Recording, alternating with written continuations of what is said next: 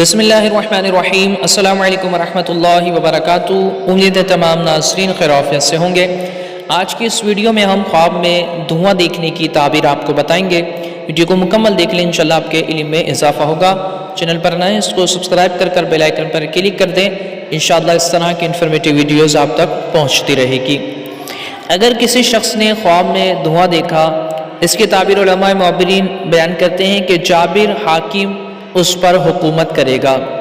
اگر کسی شخص نے دھواں آسمان پر دیکھا تو اس کی جو تعبیر علماء بیان کرتے ہیں وہ یہ ہے کہ آسمان سے بلائیں نازل ہوں گی، قحط سالی ہوگی، غضب الہی نازل ہوگا۔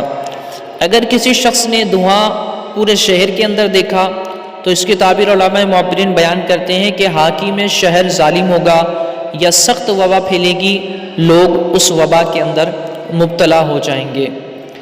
اگر کسی شخص نے خواب میں اپنے گھر میں دھواں دیکھا تو اس کی تعبیر علماء معبرین بیان کرتے ہیں کہ قرض دار ہوگا یا سخت بیمار ہوگا یا کسی بڑی مصیبت کے اندر گرفتار ہوگا۔